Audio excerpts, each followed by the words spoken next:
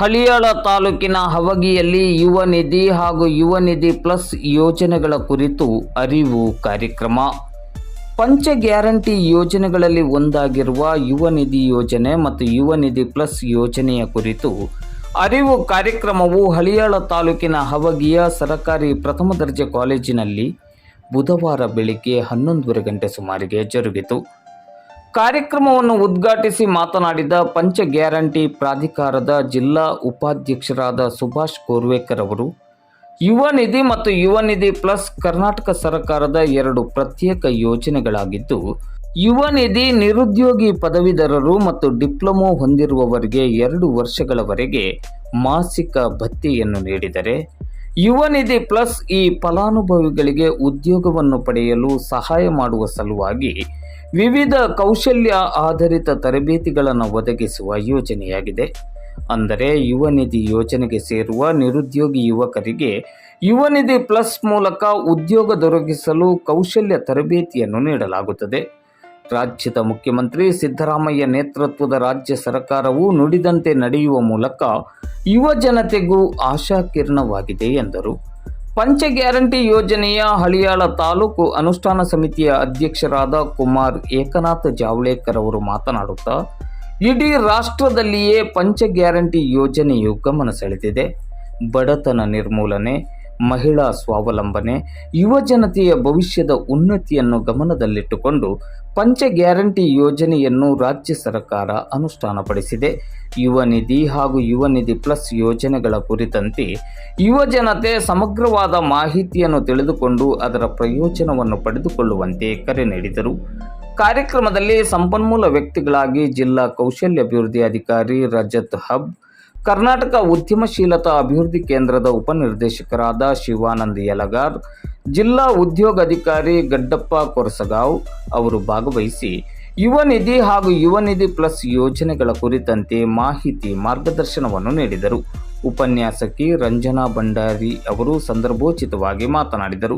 ಕಾರ್ಯಕ್ರಮದ ಅಧ್ಯಕ್ಷತೆಯನ್ನು ವಹಿಸಿ ಮಾತನಾಡಿದ ಕಾಲೇಜಿನ ಪ್ರಾಚಾರ್ಯ ಡಾಕ್ಟರ್ ಸಂಗೀತಾ ಕಟ್ಟಿಮನಿ ಅವರು, ನಿರುದ್ಯೋಗ ಸಮಸ್ಯೆಯನ್ನು ಹೋಗಲಾಡಿಸುವ ನಿಟ್ಟಿನಲ್ಲಿ ಯುವ ನಿಧಿ ಮತ್ತು ಯುವ ನಿಧಿ ಪ್ಲಸ್ ಯೋಜನೆ ಪರಿಣಾಮಕಾರಿಯಾಗಿದೆ ಎಂದರು.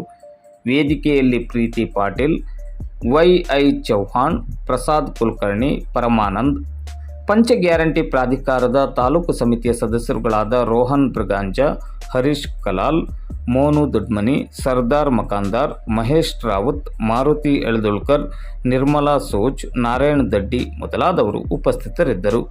ವೈ.ಐ. ಚೌಹಾಣ್ ಸ್ವಾಗತಿಸಿದ ಕಾರ್ಯಕ್ರಮಕ್ಕೆ ಭಾರತೀಯವರು ವಂದಿಸಿದರು. ಗಂಗಾಧರ್ ಅವರು ಕಾರ್ಯಕ್ರಮವನ್ನು ನಿರೂಪಿಸಿದರು. ಈ ನಮ್ಮ ಯುವ ನಿಧಿ ಪ್ಲಸ್ ಎಲ್ಲ ನಮ್ಮ ಕಾಲೇಜ್ ಹುಡುಗರು ಮತ್ತು ಡಿಗ್ರಿ ಆಗಿದವರು ಯಾರು ಈ ಯುವ ನಿಧಿ ಪ್ಲಸ್ ನಿಂದ ವಂಚಿತ ಇರಬಾರದು, ಎಲ್ಲರಿಗೂ ಈ ನಮ್ಮ ಸರ್ಕಾರದ ಸೌಲಭ್ಯ ಮುಟ್ಟಬೇಕು ಅಂತ ಹೇಳಿ ನಮಗೆ ಆದೇಶವನ್ನು ಮಾಡಿದ್ದಾರೆ. ಆ ನಿಟ್ಟಿನಲ್ಲಿ ನಾವು ಈ ಸಭೆಯನ್ನು ಇಲ್ಲಿ ಇವತ್ತು ಎಲ್ಲ ಅಧಿಕಾರಿ ವರ್ಗವನ್ನ ಕರೆಸಿ ನಿಮ್ಮೆಲ್ಲರಿಗೂ ಅನುಕೂಲ ಆಗುವಂತಹ ಈ ಯುವ ನಿಧಿಯಿಂದ ಡಿಗ್ರಿ ಆಗಿದವರಿಗೆ, ಡಿಪ್ಲೊಮಾ ಆಗಿದವರಿಗೆ 1500 ರೂಪಾಯಿ ಮತ್ತು ಡಿಗ್ರಿ ಆಗಿದವರಿಗೆ 3000 ರೂಪಾಯಿ. ಇದು ನಿಮ್ಮ ಡಿಗ್ರಿ ಡಾಕ್ಯುಮೆಂಟ್ಸ್ ಅದರ ಬಗ್ಗೆ ಏನು, ಯಾವ ಫಲಾನುಭವಿಗಳಿಗೆ ಯಾವ ಡಾಕ್ಯುಮೆಂಟ್ಸ್ ಕೊಡಬೇಕು, ಯಾವ ರೀತಿಯಾಗಿ ಇದರ ಸೌಲಭ್ಯ ನೀವು ಪಡ್ಕೋಬೇಕು ಅಂತ ಹೇಳಿ ನಮ್ಮ ಅಧಿಕಾರಿ ವರ್ಗದವರು ಕಾರವಾರದಿಂದ ಬಂದಿದ್ದಾರೆ. ಅವರು ನಿಮ್ಗೆಲ್ಲ ಇದರ ಬಗ್ಗೆ ಸರಿಯಾದ ಮಾಹಿತಿ ಕೊಡ್ತಾರೆ. ಆದರೆ ನಮಗೆ ಈ ಕರ್ನಾಟಕ ಸರ್ಕಾರದ ಸನ್ಮಾನ್ಯ ಶ್ರೀ ಮುಖ್ಯಮಂತ್ರಿ ಸಿದ್ದರಾಮಯ್ಯ ಅವರು, ಉಪಮುಖ್ಯಮಂತ್ರಿ ಡಿ.ಕೆ. ಶಿವಕುಮಾರ್ ಅವರು ಮತ್ತು ನಮ್ಮ ಸರ್ಕಾರ ಮತ್ತು ನಮ್ಮ ಸನ್ಮಾನ್ಯ ಶ್ರೀ ಬಡವರ ಬಂಧು ಅಭಿವೃದ್ಧಿ ಅಧಿಕಾರಿಯಾದ ಸನ್ಮಾನ್ಯ ಶ್ರೀ ಆರ್.ವಿ. ದೇಶಪಾಂಡೆ ಅವರು ನಮಗೆ ಈ ಜವಾಬ್ದಾರಿಯನ್ನು ವಹಿಸಿದ್ದಾರೆ. ಕಮಿಟಿಯನ್ನು ರಚನೆ ಮಾಡಿದ್ದಾರೆ. ಈ ಕಮಿಟಿಯ ಹಳಿಯಾಳ ತಾಲೂಕಿಗೆ ನಮಗೆ ಅಧ್ಯಕ್ಷರನ್ನು ಮಾಡಿದ್ದಾರೆ. ನಾನು ಸಹ ಅವರ ನನಗೆ ಈ ಅಧ್ಯಕ್ಷನ ಮಾಡಿದ್ದಕ್ಕೆ ಅವರಿಗೆ ಆಭಾರವನ್ನು ನಾವು ವ್ಯಕ್ತಪಡಿಸ್ತೀವಿ ಮತ್ತು ಅವರ ಹೆಸರ ನನಗೆ ಮಾಡಿದ್ದಕ್ಕೆ ಎಲ್ಲ ರೀತಿಯಿಂದ ನಮ್ಮ ತಾಲೂಕದಲ್ಲಿ ಯಾವುದೇ ನಮ್ಮ ಜವಾಬ್ದಾರಿ ವಹಿಸಿದ್ದಕ್ಕೆ ಯಾರು ವಂಚಿತ ಇರಬಾರದು, ಆ ನಿಟ್ಟಿನಲ್ಲಿ ನಾವು ಕೆಲಸ ಮಾಡ್ತಾ ಇದ್ದೇವೆ. ಮತ್ತು ನಿಮಗೂ ಸಹ ಎಲ್ಲ ಸ್ಟೂಡೆಂಟ್ ಅಲ್ಲಿ ಒಂದು ನಾನು ರಿಕ್ವೆಸ್ಟ್ ಮಾಡ್ತಾ ಇದ್ದೇನೆ, ಇವತ್ತು ನೀವು ಸಹ ನೀವು ಸಹ ನಿಮ್ಮ ನಿಮ್ಮ ಫ್ರೆಂಡ್ ಸರ್ಕಲ್ ನಲ್ಲಿ ಅಥವಾ ನಿಮ್ಮ ರಿಲೇಷನ್ ನಲ್ಲಿ ಯಾರಿಗಾದ್ರೂ ಇದು ಈ ಸ್ಕೀಮ್ ಬಗ್ಗೆ ಗೊತ್ತಿಲ್ಲ ಅಂದ್ರೆ ಅವ್ರಿಗೆ ನೀವು ತಿಳಿಸ್ಬೇಕು. ನಾವು ಇವತ್ತು ಅವರಿಗೆ ಕಾಲೇಜ್ನಲ್ಲಿ ಅಧಿಕಾರಿ ವರ್ಗದವರು ಮತ್ತು ಗ್ಯಾರಂಟಿದವರು ಬಂದಿದ್ರು, ನಮಗೆ ಮಾಹಿತಿ ನೀಡಿದ್ದಾರೆ, ಈ ಪ್ರಕಾರ ನೀವು ಡಾಕ್ಯುಮೆಂಟ್ಸ್ ಕೊಡಬೇಕು, ನಾವು ಅಪ್ಲೈ ಮಾಡಬೇಕು, ನಮಗೆ ಈ ಸೌಲಭ್ಯ ಕರ್ನಾಟಕದ ಸರ್ಕಾರದಿಂದ ಸಿಗುತ್ತೈತೆ ಅಂತ ಹೇಳಿ ನೀವು ಸಹ ಬೇರೆಯವರಿಗೆ ಹೆಲ್ಪ್ ಮಾಡಬೇಕು. ಮತ್ತು ಇವತ್ತಿನ ದಿನ ನಮ್ಮ ಈ ಹೌಗಿ ಡಿಗ್ರಿ ಕಾಲೇಜ್ ಒಂದು ನಮಗೆ ಈ ಹಳೆಯ ತಾಲೂಕಿಗೆ ಈ ಕಾಲೇಜ್ ಪ್ರಸಿದ್ಧಿಯನ್ನು ಪಡ್ಕೊಂಡಿದೆ.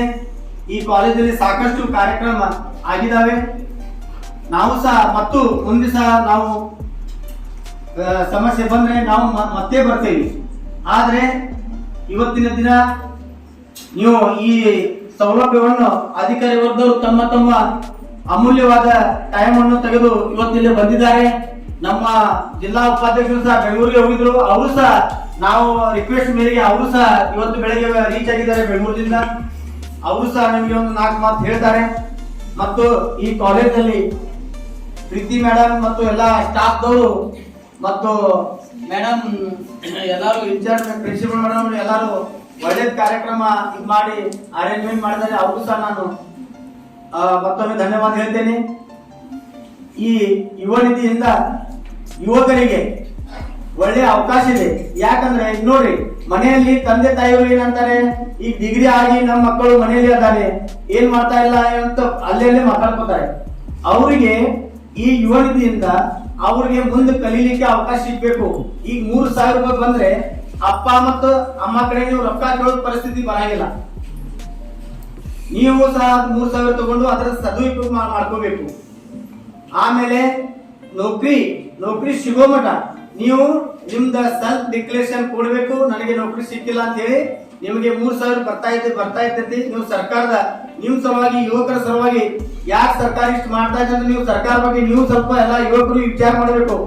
ನಮ್ ಸಲುವಾಗಿ ಕರ್ನಾಟಕ ಸರ್ಕಾರ ಇಷ್ಟೆಲ್ಲ ಮಾಡ್ತಾ ಇದೆ, ಮುಂದೊಂದು ಸಹ ಮಾಡ್ತಾ ಇದೆ. ನೋಡ್ರಿ, ಕೌಶಲ್ಯ ಅಭಿವೃದ್ಧಿ ಇಲಾಖೆಯಿಂದ ನಿಮಗೆ ಇದು ಯುವ ನಿಧಿ ಇಲ್ಲಿ ಯಾರ್ಯಾರು ಇದರ ಫಲಾನುಭವಿ ಇರ್ತೀರ ಅವರಿಗೆ ಈ ಕೌಶಲ್ಯಾಭಿವೃದ್ಧಿ ಕೇಂದ್ರದಿಂದ ನಿಮಗೆ ಒಂದು ನೌಕರಿ ಸಲುವಾಗಿ ನಿಮಗೆ ಸ್ಕಿಲ್ ಟ್ರೈನಿಂಗ್ ಕೊಡ್ತಾರೆ. ಅದರಲ್ಲಿ ಆಯ್ಕೆ ಆದವರಿಗೆ ಅದರ ಸಲುವಾಗಿ ನೀವು ಸಹ ಸರ್ಕಾರ ನಿಮ್ ಪರವಾಗಿ ಇಷ್ಟೆಲ್ಲ ಮಾಡ್ತಾ ಇದೆ ಅಂದ್ರೆ ನೀವು ಸ್ವಲ್ಪ ವಿಚಾರ ಮಾಡಬೇಕು, ಮನವರಿಕೆ ಮಾಡ್ಕೋಬೇಕು. ಯಾಕೆ ನಮಗೆ ಸರ್ಕಾರ ಇಷ್ಟೆಲ್ಲ ಮಾಡ್ತಾ ಇದೆ ಅಂತ ಹೇಳಿ ಈ ಸರ್ಕಾರ ಬಗ್ಗೆ ನೀವು ಒಮ್ಮೆ ಚಪ್ಪಾಳೆಯನ್ನು ತಟ್ಟಬೇಕು. ಸನ್ಮಾನ್ಯ ಶ್ರೀ ಸಿದ್ದರಾಮಯ್ಯ ಅವರಿಗೆ, ಡಿ.ಕೆ. ಶಿವಕುಮಾರ್ ಅವರಿಗೆ ಮತ್ತು ನಮ್ಮ ಸರ್ಕಾರದ ಎಲ್ಲ ಮಂತ್ರಿಗಳಿಗೆ ಮತ್ತು ಸನ್ಮಾನ್ಯ ಶ್ರೀ ಆರ್.ವಿ. ದೇಶಪಾಂಡೆ ಪರ ಜೋರಾಗಿ ಇನ್ನೊಮ್ಮೆ ಚಪ್ಪಾಳೆ ತಟ್ಟಬೇಕು. ಯಾಕಂದ್ರೆ ಅವರು ನಮಗೆ ಆದೇಶವನ್ನು ನೀಡಿದ್ದಾರೆ, ನಮ್ಮ ತಾಲೂಕಲ್ಲಿ ಗ್ಯಾರಂಟಿಯಿಂದ ಯಾರು ವಂಚಿತ ಆಗಬಾರದು. ಹಾಗಾಗಿ ಆ ನಿಟ್ಟಿನಲ್ಲಿ ನಾವು ಕೆಲಸ ಮಾಡ್ತಾ ಇದ್ದೇವೆ. ಇನ್ನು ಮುಂದೆ ನಮ್ಮ ಅಧಿಕಾರಿ ವರ್ಗದವರು ಹಾಗೂ ನಮ್ಮ ಉಪಾಧ್ಯಕ್ಷರು ಮಾತಾಡ್ತಾರೆ. ನೀವೆಲ್ಲರೂ ಸಹಕಾರ ಕೊಟ್ಟು ನಿಮ್ಮ ರಿಲೇಷನ್ ದಲ್ಲಿ, ಫ್ರೆಂಡ್ಸ್ ಗಳಲ್ಲಿ ಈ ಯುವ ನಿಧಿ ಬಗ್ಗೆ ಹೇಳಬೇಕು, ಇದರ ಲಾಭ ಪಡ್ಕೋಬೇಕಂತ ಹೇಳಿ ಇವತ್ತಿನ ದಿನ ಈ ಹೌಗಿ ಡಿಗ್ರಿ ಕಾಲೇಜ್ಗೆ ಬಂದು ನಮಗೆ ಈ ಕಾರ್ಯಕ್ರಮ ಮಾಡಲಿಕ್ಕೆ ಅವಕಾಶ ಕೊಟ್ಟಂತ ಎಲ್ಲ ಸ್ಟಾಫ್ಗೆ ಮತ್ತು ನೀವು ವೇದಿಕೆ ಅದು ಎಲ್ಲ ಸ್ಟೂಡೆಂಟ್ಸ್ಗೆ ಮತ್ತು ಎಲ್ಲ ಗಣ್ಯರಿಗೆ ಇದು ಮಾಡ್ತಾ ನನಗೆ ಇವತ್ತು 2 ಮಾತು ಮಾಡೋ ಅವಕಾಶ ಕೊಟ್ಟಂತ ಎಲ್ಲರಿಗೂ ಧನ್ಯವಾದ. ಆದರೆ ನೀವೆಲ್ಲರೂ ನಮ್ಮ ದೇಶದ ಮುಂದಿನ ಭವಿಷ್ಯದ ಆಸ್ತಿ ಅಂತ ನಾನು ಭಾವಿಸ್ತಾ ಇದ್ದೇನೆ. ಇಲ್ಲಿ ಪಂಚ ಗ್ಯಾರಂಟಿಯ ಹೊರತುಪಡಿಸಿ ನನ್ನ ಜೀವನದ ಒಂದು 2 ಅನುಭವ ಹೇಳ್ತೇನೆ. ದಯವಿಟ್ಟು ನೋವಾದರೆ ಸಂಭಾಳಿಸ್ಕೊಳ್ಬೇಕು. ನಾನು ಡೈರೆಕ್ಟ್ ಆಗಿ ಹೇಳೋ ಮನುಷ್ಯ, ಹೀಗಾಗಿ ಮಕ್ಕಳು ಹೇಳೋದನ್ನ ಹೇಳ್ತೀನಿ, ಇಲ್ಲ ಅಂದ್ರೆ ನಾನು ಇಲ್ಲಿ ಬರ್ತೇನೆ. ನನ್ನ ಅನುಭವ ಹೇಳ್ತೇನೆ. ನಾನು 1980 ನಾನಲ್ಲ, ನಾವು ತಂದೆಯವರೆಗೂ ಸ್ಕೂಲ್ ಕಲಿಬೇಕಾದ್ರೆ ಹಳಿಯಾಳ ಗಂಟನೊಬ್ಬ ಇಲ್ಲಿಂದ 20 ಕಿಲೋಮೀಟರ್ ದೂರ, ಅಲ್ಲಿಂದ ಇಲ್ಲಿ ಮಟ್ಟ ನಡ್ಕೊಂಡು ಬಂದು SSLC 1960 ಓದಿದ್ರು. ಆದ್ರೆ ನಾವು 5ನೇ ಬಿಟ್ರೆ ನಮ್ಮ ತಂದೆನೊಬ್ಬ ಬಿಟ್ರೆ 4 ಕಿಲೋಮೀಟರ್ ನಡ್ಕೊಂಡು ಹೋಗಿ ಸ್ಕೂಲ್ ಕಲಿತಿದ್ವಿ. ನಮ್ಮ ಮಕ್ಕಳಿಗೆ ನಾವು ಎಲ್ಲಿ ಸ್ಕೂಲ್ ಕಲಿತಾರೋ ಅಲ್ಲಿ ಮನೆ ಮಾಡ್ಕೊಂತ ಹೋಗ್ತಾ ಇದ್ದೀವಿ. ಬೆಂಗಳೂರು ಮಟ್ಟ ಹೋಗಿದ್ವಿ. ಈಗ ಪರಿಸ್ಥಿತಿ ಎಲ್ಲಿ ಸುಧಾರಣೆ ಆಗ್ತಾ ಇದೆಯಲ್ಲ, ಕಾಲಕ್ಕೆ ಚೇಂಜ್ ಆಗ್ಕೊಂಡು ಹೋಗುತ್ತೆ. ಆದ್ರೆ ಯಾವತ್ತೂ ನಿಮ್ಮ ತಂದೆಗಳು, ನಿಮ್ಮ ಅಜ್ಜಂದಿರು ಏನ್ ಕಷ್ಟಪಟ್ಟಾರಲ್ಲ ಅದನ್ನು ನೀವು ಮೆಲುಕು ಹಾಕ್ಬೇಕಂತ ನಿರ್ಧಾರಗಳು ಹೇಳ್ತೀವಿ. ಅವ್ರು ಪಟ್ಟಂತ ಕಷ್ಟ ಏನಿತ್ತು ಅಂದ್ರೆ ಈಗ ಏನಿದೆ ಅಂದ್ರ, ಈಗಿನ ಕಾಲದಲ್ಲಿ ಎಲ್ಲರಿಗೂ ನಾವು ಭಾಷಣ ಮಾಡ್ತಾ ಇಲ್ಲ, ನನ್ನ ಅನುಭವ ಇರ್ತದೆ. ಎಲ್ಲರ ಕೈಗೆ ಯಾವ ಮೊಬೈಲ್ ಅದು ಆ ಮೊಬೈಲ್ ಬಂದವರು ಇಡೀ ಜಗತ್ತಿಗೆ ಹೋಗ್ಬಿಡ್ತೀರಿ. ನೀವು ನಿಮ್ಮ ತಂದೆ ತಾಯಿ, ನಿಮ್ಮ ಅಜ್ಜ ಅಜ್ಜಿಗಳನ್ನ ಬರ್ಬಿಡ್ತೀರಿ ಅಂತ ನನ್ನ ಅನಿಸಿಕೆ. ಇಲ್ಲಿ ಹೇಳೋದಷ್ಟೇ, ಮುಖ್ಯವಾಗಿ ನಮ್ಮ ಹಳ್ಳಿಗಳಲ್ಲಿ ನಾವು ಇದ್ದವರು, ನಾನು 9th ಓದುವಾಗ ರಾಜಕೀಯ ಪ್ರೇರಿತವಾಗಿ ನಮ್ಮ ತಂದೆಯವರು ಇದ್ದಂಥ ಸರ್ಕಾರಿ ನೌಕರಿ ಕಳ್ಕೊಂಡ ನಂತರ ಮಾಡುವಿಲ್ಲವೇ ಮಡಿ ಪರಿಸ್ಥಿತಿ ಬಂದಾಗ 1990-91 ಮಾನ್ಯ ಅರವಿಂದ್ ದೇಶಪಾಂಡೆ ಅವರ ಕಡೆ ನನ್ನ 15ನೇ ವಯಸ್ಸಿನಾಗ ನಾವು ರಾಜಕಾರಣಕ್ಕೆ ಸೇರ್ಕೊಂಡು ನಾವು ಬದುಕಬೇಕು ಇಲ್ಲ ಸಾಯ್ಬೇಕು ಅಂತ ಪರಿಸ್ಥಿತಿಯೊಳಗೆ ನಾವು ಬದುಕೊಂಡು ಬಂದಿದ್ದೀವಿ. ಅಕ್ಷರಾಂಶ ಕೂಲಿ ಕೆಲಸ ಮಾಡಿ ನಾವು 10th ಓದಿದ್ದೀವಿ. ಶನಿವಾರ ರವಿವಾರ ಬಂದಾಗ ನಾವು ಕೂಲಿ ಕೆಲಸಕ್ಕೆ ಹೋಗ್ಬೇಕು ವಿನಃ ನಮ್ಮ ತಂದೆಯವರು ನಮ್ಮ ಸರ್ಕಾರಿ ನೌಕರಿ ಕಳ್ಕೊಂಡ ನಂತರ. ಹೀಗಾಗಿ ಜೀವನದಲ್ಲಿ ಏರು ಕೀಳು ಬರ್ತಾ ಇರುತ್ತೆ. ಯಾವತ್ತೂ ಒಂದು ವ್ಯಕ್ತಿ ನಮ್ಮ ತಂದೆಯವರು ಶ್ರೀಮಂತ ಇದ್ದಾರೆ, ನನ್ನ ತಂದೆಯವರು ಗೌರ್ಮೆಂಟ್ ನೌಕರಿ ಇದ್ದಾರೆ, ನಮ್ಮ ಕಡೆ ಸಾಕಷ್ಟು ಆಸ್ತಿ ಇದೆ ಅನ್ನೋ ಒಂದು ಹಮ್ ಮಾತ್ರ ಮೊದಲನೇದಾಗಿ ಬಿಡಬೇಕಂತ ನಾನು ಹೇಳ್ತಾ ಇದ್ದೀನಿ.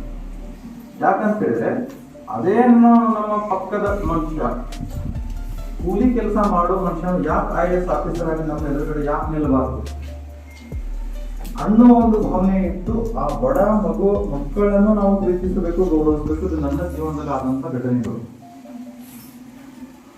ಮತ್ತು ನಾವು ಯಾರನ್ನು ನಂಬಬೇಕು, ಯಾರನ್ನ ಬಿಡಬೇಕು ಅನ್ನೋದು ನಿಮ್ಗೆ ಬಿಟ್ಟಿದ್ದು. ಆದ್ರೆ ಜೀವನದಲ್ಲಿ ಅವರ ಚರಿತ್ರೆಗಳನ್ನು ಓದಿ ಅವ್ರನ್ನ ಫಾಲೋ ಅಪ್ ಮಾಡ್ಕೋಬೇಕು. ನಾನು ಮಾನ್ಯ ಅರವಿಂದ್ ದೇಶಪಾಂಡೆ ಅವರನ್ನು ಬಿಟ್ಟು ನಾನು ಯಾರನ್ನು ಇದು ಮಾಡಿಲ್ಲ. ನಾನು ಅಷ್ಟು ನಿಯತ್ತ ನಿಷ್ಠೆಯಿಂದ ಮಾನ್ಯ ಅರವಿಂದ್ ದೇಶಪಾಂಡೆ ಅವರ ಜೊತೆ ಸುಮಾರು 35 ವರ್ಷಗಳ ಕಾಲ ಇದ್ದೇನೆ. ಈಗ ನಾ ಏನಾರ ಈ ಮಟ್ಟಕ್ಕೆ ಬರಬೇಕಾದ್ರೆ ಅರವಿಂದ್ ದೇಶಪಾಂಡೆ ಅವರ ಪ್ರೇರಣೆ, ಅವರ ಏನು ಸಿದ್ಧಾಂತ ಇದಾವಲ್ಲ, ಅವರು ಮಕ್ಕಳಿಗೆ ಪ್ರೀತಿಸ್ಬೋದು, ಯಾವುದೇ ಜಾತಿ ಭೇದ ಮಾಡಲಾರದೆ, ಮತ್ತು ಶಿಕ್ಷಣಕ್ಕಾಗಿ ಅವರು ಅಂತ ಕೊಡುವಂತ ವೈಯಕ್ತಿಕ ತ್ಯಾಗಗಳು, ಅವರು ಎಷ್ಟೋ ಮಕ್ಕಳಿಗೆ ಸಾವಿರಾರು ಖರ್ಚು ಮಾಡಿ ವಿದ್ಯಾಭ್ಯಾಸನ ಮಾಡಿದ್ದಂತು, ಸಾವಿರಾರು ದುಡ್ಡುಗಳನ್ನು ಹಂಚಿ ಅವ್ರು ಲ್ಯಾಪ್ಟಾಪ್ಗಳನ್ನು ಕೊಟ್ಟರು. ಇಂತೆಲ್ಲ ನೋಡಿದ ನಂತರ ಮಾನ್ಯ ಅರವಿಂದ್ ದೇಶಪಾಂಡೆ ಅನ್ನೋ ಪ್ರೇರಣೆ ಇದೆ.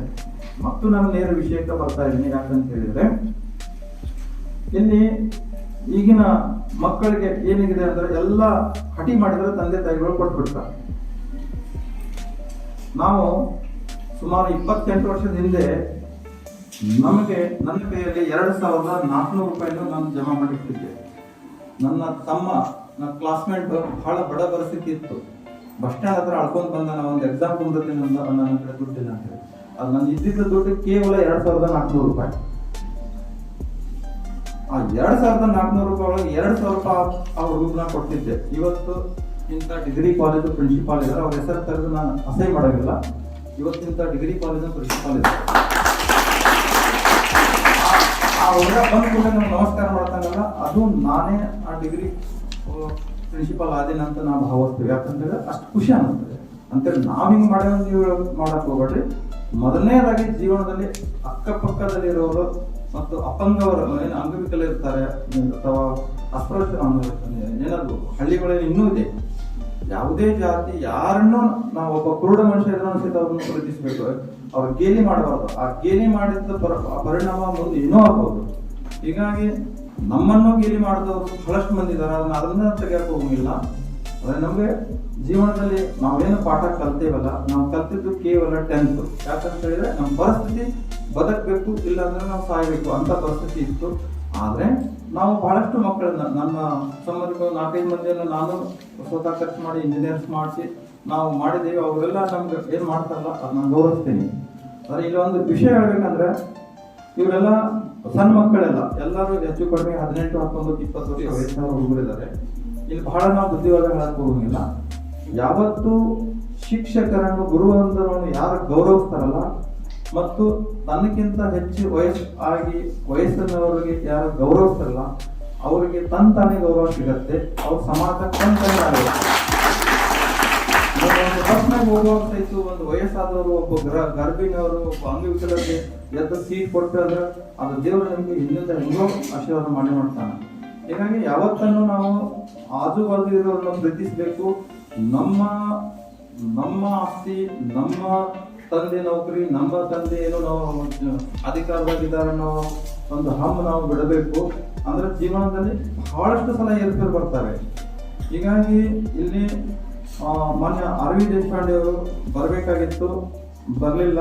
ಆದ್ರೆ ಅವರೇನು ದೇಶಪಾಂಡೆ ಸಾಹೇಬರು ಏನು ನಮ್ಮ ಹಳಿಯಾಳ ತಾಲೂಕಿನ ಶಾಲಾ ಮಕ್ಕಳಿಗೆ ಮತ್ತು ಸರ್ಕಾರದಿಂದ ಅತಿ ಹೆಚ್ಚು ಅನುದಾನ ಕೊಟ್ಟು ಇಷ್ಟೆಲ್ಲ ವ್ಯವಸ್ಥೆಗಳನ್ನು ಮಾಡಿದಾರಲ್ಲ, ಇದರ ಸದುಪಯೋಗವನ್ನು ತಗೊಳ್ಬೇಕು.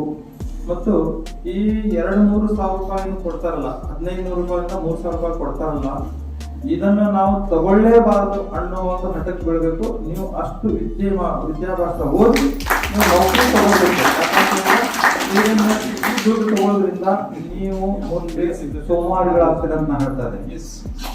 ಇದನ್ನ ನಾವು ತಗೊಳ್ಬಾರ್ದು, ನಾವೊಂದು ನೌಕರಿ ಮಾಡಬೇಕು ಅನ್ನೋ ಒಂದು ಛಲ ಬೇಕು. ಆದ್ರೆ ಎಲ್ಲರಿಗೂ ಆ ಪರಿಸ್ಥಿತಿ ಆಗಂಗಿಲ್ಲ. ಒಬ್ಬೊಬ್ಬರ ಮನೆಯಲ್ಲಿ 1000 ರೂಪಾಯಿ ಕೊಟ್ಟಿರ್ತಾರೆ. ಇದೇನು ನಮ್ಮ ಸರ್ಕಾರ ಮಾಡಿದೆಲ್ಲ ಬಡ ಮಕ್ಕಳಿಗೆ ಇದು ಬಹಳ ಬಹಳ ಅನುಕೂಲ. ಯಾಕಂತ ಹೇಳಿದ್ರೆ ಇವತ್ತು ನಾವು ನೋಡ್ತಾ ಇದ್ದೇವೆ, ಒಂದು ನೋಟ್ಬುಕ್ ತಗೊಳ್ಬೇಕಾದ್ರೂ ಕಷ್ಟ ಇದೆ. ಒಬ್ಬೊಬ್ಬರ ಮನೆಯಲ್ಲಿ 4 ಮಕ್ಕಳು ಇರ್ತಾರೆ, ಅಂಥವ್ರಿಗೆ ಬಹಳ ಅನುಕೂಲ ಆಗತ್ತೆ.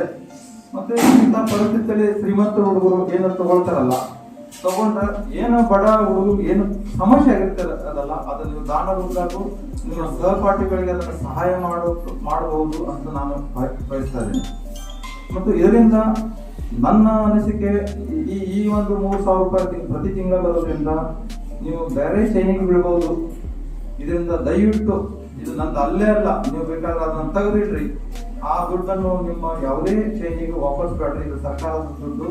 ನೀವು ನಿಮ್ಮ ಶಿಕ್ಷಣಕ್ಕೆ ಉಪಯೋಗ ಮಾಡ್ರಿ, ಇಲ್ಲ ಅಂದ್ರೆ ನಿಮ್ಮ ಆಜು ಬಾಜು ಯಾವ್ದಾರ ಬಡ ಮಕ್ಕಳಿಗೆ ದಾನ ಮಾಡ್ರಿ ಅಂತ ನಾನು ಹೇಳ್ತಾ ಇದ್ದೀನಿ. ಮತ್ತು ಯಾವತ್ತು ಎಲ್ಲರನ್ನೂ ಪ್ರೀತಿಸ್ರಿ, ಸಹಪಾಠಿಗಳನ್ನು ಪ್ರೀತಿಸ್ರಿ. ಮತ್ತು ಜೀವನದಲ್ಲಿ ನಾನು ನೌಕರಿ ಮಾಡ್ತೇನೆ ಅನ್ನೋ ಒಂದು ಗುರಿ ಇಟ್ಕೊರಿ. ನೌಕರಿ ಸಾಧ್ಯ ಆಗಲಿಲ್ಲ ಅಂದ್ರೆ ಬಹಳಷ್ಟು ಉದ್ಯೋಗ ಅವಕಾಶಗಳಿವೆ, ಬಹಳಷ್ಟು ಉದ್ಯೋಗ ಅವಕಾಶಗಳಿವೆ. ಅಂತ ಉದ್ಯೋಗ ಅವಕಾಶಗಳನ್ನು ನಾವು ಮಾಡ್ಬೋದು. ಉದಾಹರಣೆಗೆ ನಾವು 10th ಓದಿ ಬಿಟ್ಟ ನಂತರ ನಾವು ಖಾಲಿ ಕುಂತಿಲ್ಲ, ನಾವು ಬಿಸ್ನೆಸ್ ಮಾಡಿದ್ವಿ. ಇವತ್ತಿಗೆ ನಾವು ಪ್ರತಿ ವರ್ಷ 25-30 ಕೋಟಿ ಟರ್ನ್ ಓವರ್ ಮಾಡುವಂತ ಒಂದು ಮಟ್ಟಕ್ಕೆ ನಾವು ಬೆಳೆದಿವಿ. ಹೀಗಾಗಿ ಯಾವುದೇ ಕೆಟ್ಟಕ್ಕೆ ಬೀಳ್ಬೇಡ್ರಿ. ನೀವು ನಿಮ್ಮ ನೌಕರಿ ಅಥವಾ ಒಂದು ಉದ್ಯೋಗ ಆದ ನಂತರ ನೀವು ಬೇಕಾದ್ರೆ ಮಾಡ್ರಿ. ಅವಾಗ ನಿಮ್ಮ ಹಕ್ಕು, ನಿಮ್ಮ ದುಡ್ಡು ನೀವು.